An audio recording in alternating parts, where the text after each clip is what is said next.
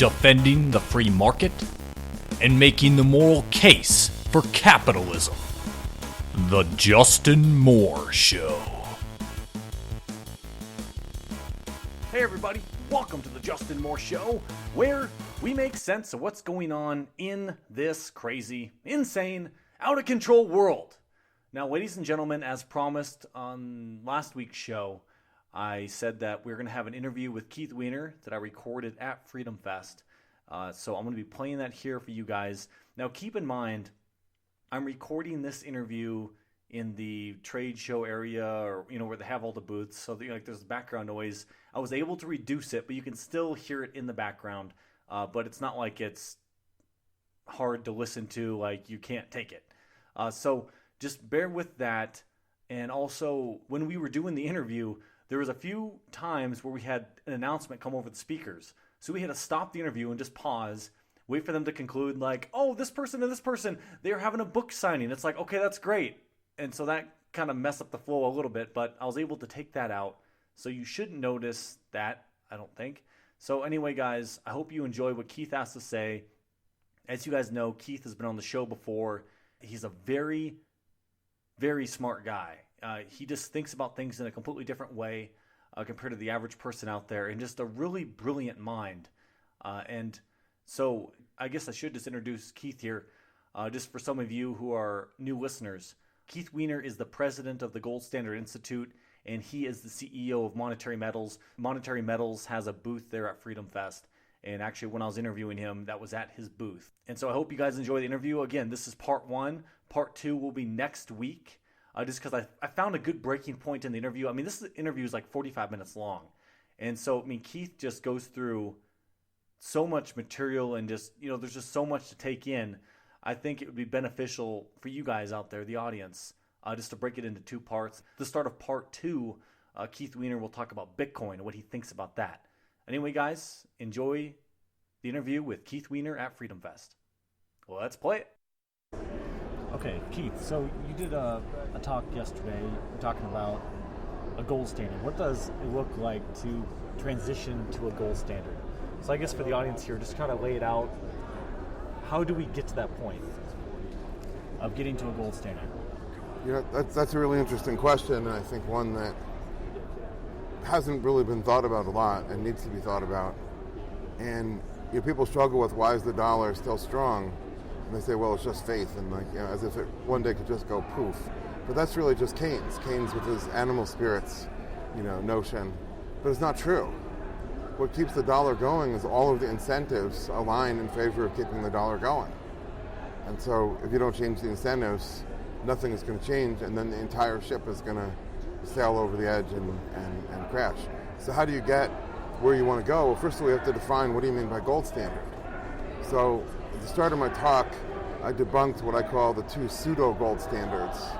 One is a price-fixing scheme, where you get all the wise men into the room and they agree on the right price of gold, and then the Fed will just manage the right price by either printing more dollars or unprinting them. There should be so many things screaming out at you about how wrong that is. First of all, is there a right price? And secondly, were the central planners ever figured out? And thirdly, does the Fed actually have the power to change the price of gold anyway? If you look at the chart of the price of gold against the chart of the quantity of dollars, they don't really correlate. So that's rubbish, and doesn't withstand any academic, intellectual scrutiny. The other idea of the gold standard is the so-called 100% solution, where everything is 100% backed, hard coin standard only, and the only paper would just be a warehouse receipt that guarantees that on a shelf a coin is sitting there gathering dust to correspond to every warehouse receipt. But that's a world without credit. And if you don't have any credit, then civilization collapses to something like the Dark Ages. You should expect small farming villages with maybe 50 farming families around them, and a blacksmith and a cooper and a cobbler, because you can't finance anything larger than a one-man workshop. But wouldn't you, with the 100% reserve requirement, you would say it's like essentially checking accounts are like CDs, or a savings account, a savings account, where it's like, hey, it's locked up, you can't touch it, someone else is borrowing it. So isn't that how credit would work with a 100% reserve requirement? Well, now it gets into, okay, how do you define that? But if the primary objection is an increase in the quantity of money, that you get this expansion with fractional reserves of 10 to 1, the mythological 10 to 1 number. The same thing occurs even if it's 1-year CDs that are being lent out on 1-year duration. I agree, a checking account should not be lent out. A 1-year time deposit can be lent for up to 1-year duration, but you still get the same expansion. So if the fear is the expansion in the quantity, which is not really an Austrian concept, by the way, this obsession with quantity should really be a monetarist idea that the Austrians, I think, have adopted to some degree, or a great degree. But there are a lot of people that talk about usury. They're anti-bank, and they use the slur bankster. They really are against credit as such. And if you don't have credit, everything collapses. So the key observation that I think people need to understand is that gold will not circulate and cannot circulate so long as there's no interest rate. Why is that? Well, everybody is always pulling gold out of circulation to hoard it. It's called savings. People want to save and become wealthier, so they're always pulling gold coins out. And if you don't have an opposing force that's pulling gold coins back into the market, then all the gold coins will be pulled out and the market goes dry. So I used the analogy in my talk yesterday of a bone in the body. And people think of a bone as a static thing, it's so and so long and it weighs so much. But actually every bone is constantly in the process of resorption. The body is actually tearing it down, and regrowth, and the forces of resorption and regrowth are stable. If they're not stable, then you get osteoporosis, or you get one of those diseases of the joints where the bones become gnarly and sort of overgrown. But they have to be stable. And so in the economy, there's a force of hoarding, which is pulling gold out of circulation. There's a force of something pulling gold into circulation. That force is interest. It's the interest rate that will stabilize that. And so the key is the payment of interest. Without interest, gold will not circulate. And of course, that's where we are today. So this is where that stupid question comes up. And every libertarian, every person who cares about gold has heard it from the paper bugs a million times. But we don't have enough gold to have a gold standard. Well, they're wrong, but they're right in one sense. And that is, they can look around today and say no amount of gold could ever be enough. There's a black hole, that black hole is hoarding, and no amount of gold coming out of the gold mines is ever enough to circulate. It's not a matter of price. Gold did not circulate 20 years ago when it was $160 an ounce. It cannot, it was 160, wasn't it? It cannot circulate today at 1,100 or 1,200 or 1,300. It didn't circulate when it hit 1,900. It won't circulate even if the gold bugs get their wish and it's 30,000. It doesn't circulate. And the key is interest. So when you define it that way, so what does it take to get to the gold standard? And so my working definition of the gold standard comes from that. It's when anybody who wants to can deposit gold and earn interest on their gold in gold. When that condition is true, that is the gold standard. So how do you get there? You develop a business. That's what I happen to do, Monetary Metals. You develop a business that pays interest in gold.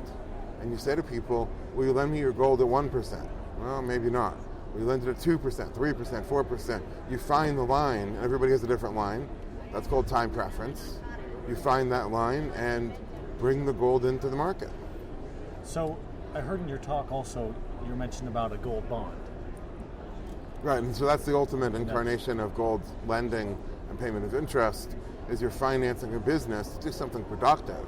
That's the other difference, right? The gold bugs are saying, buy the gold, wait for it to go up, and then sell it.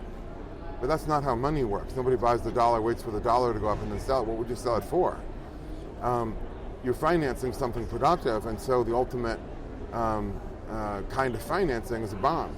A company says, hey, we've got a business that's going to generate this amount of income. Now, in the case of a gold bond, it has to be a gold income.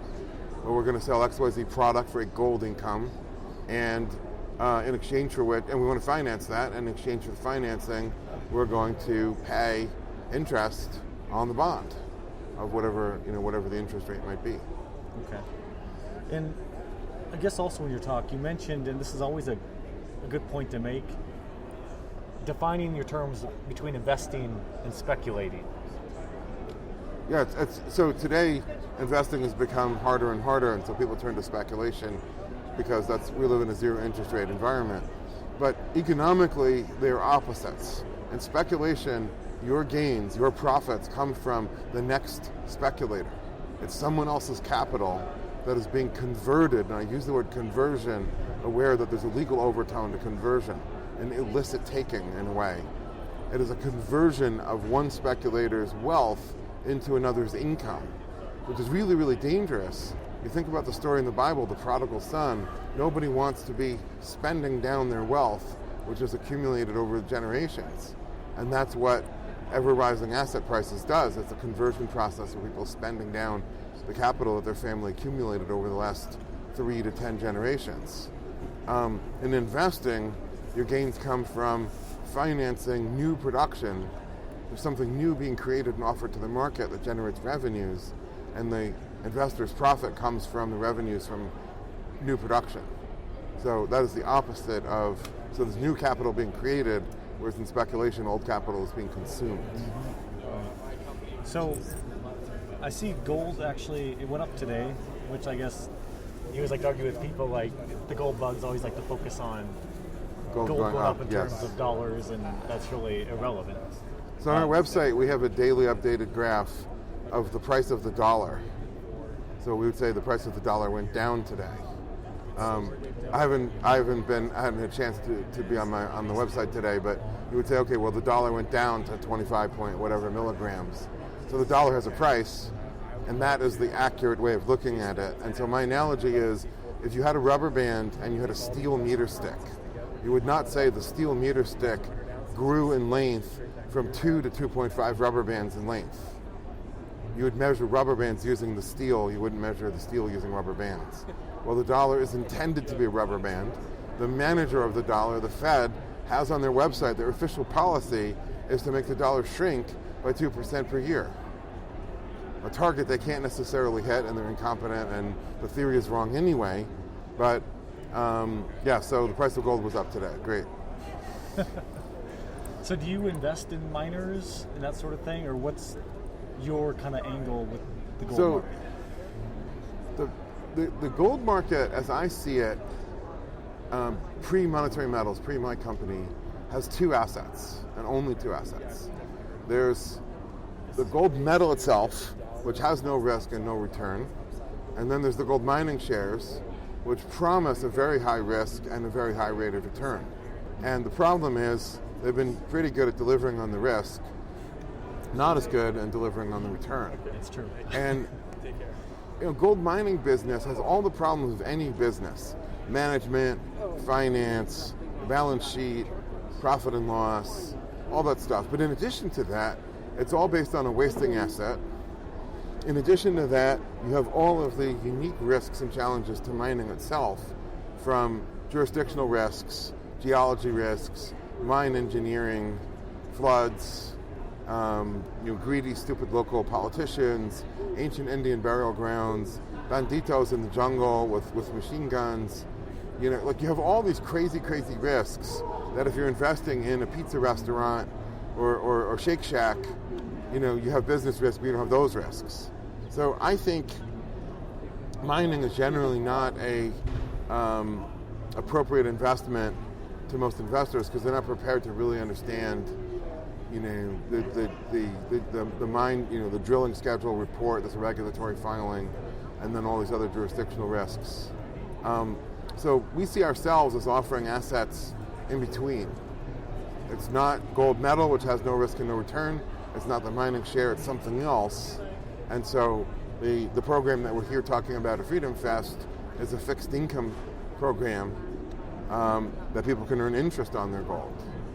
That's all it is. And so to achieve that interest, we find businesses that are doing something productive with gold, whether it be a jewelry manufacturer, refiner, and there's a variety of others. And this is typically financing either working inventory or work in process. And so there's always gold backing it. There's always gold physically present. And we're tolerant to allow that gold to change shape and form and purity and be stamped into a disc and polished and so forth, in exchange, obviously, for interest. What's your take on I've heard some people, I think it's goldmoney.com, they do the gold-backed debit cards. What's your take on what they do? Where you own a certain, own a certain amount of gold, and then as you use it, it takes out based on what your allocation is. So the question is, do people want to spend their gold? And right now, with it low, you don't. You just want to accumulate it. Yeah. So I was at one of these digital money, e-money conferences a couple of years ago, and they had a woman on a panel who was in charge of Bitcoin payments at Expedia.com, the travel website. And so Expedia has accepted Bitcoin, I guess, for years now. And she said the usage of Bitcoin to pay for travel varied dramatically based on the Bitcoin price. So when Bitcoin is going up, you had enormous utilization. When Bitcoin was down or flat, you didn't. And so what that tells me is people are just using Bitcoin as another form of speculation or another asset on which to speculate. And the game is this. Okay, I'm going to need to take a $1,000 trip next month, so I'll put in $850 today, and then Bitcoin will go up. And by the time I want to book my travel, I have $1,000 worth of Bitcoin. And so it's basically a free money scheme, and it works as long as it works. And as long as it's working, then all the businesses that participate in that food chain are going to see great revenues and great margins, and everything's going to be great. And then when the price turns around, which has obviously, it did happen in Bitcoin then. When she was talking, the Bitcoin price was in I guess about a year. It came down and was kind of flat for a while, and obviously now it's in a crazy uptrend again. So when things are in an uptrend, people buy the asset not because they have any particular interest in owning that asset, but actually they buy that asset with the intention to sell it simply at a higher price. And so speculation is wonderful fun. It's up to the economist to say this is just simply the conversion of wealth to income and spending. It's eating the seed coin, it's consuming the capital. But while it's going on, whichever market is doing it, and the age of zero interest rates, I ultimately don't blame the player, I blame the game. The game is a Fed game. When you wage a war on interest, which the central banks have largely won, it's all over with the shouting. In the zero interest rate environment, what you're going to get is crazy asset bubbles. And for those who are nimble and smart and can time it right, they get in early and they get out before it collapses. It's wonderful fun. Right. But obviously the people who get in too late, they're huge losses. But there's a loss to society because this is consumption of capital. Right. This capital could be doing something productive, but in a zero interest rate environment, the Fed has made that impossible. Right. So instead you get the speculation. So will that happen in gold again? Yeah, absolutely it will.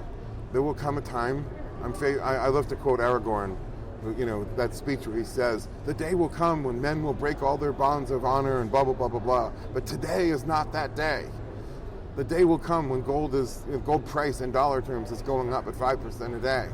And all the speculation will resume. It went on pause after 2011. Well, that'll resume and people will be using it. But today's not that day. The gold price is, $1,250 today. Could it be 1,310? In a month? Sure, it could. There was a speaker here at this conference promising $65,000 an ounce in 5 years. And who was that? I don't want to badmouth people. If you want to research it on your own, it's on the show schedule, show guide. But if that starts to happen, then the speculation thing will take off again, and people will be exploiting that in order to get free beer. Great, but it's not the business I want to be involved in. Right.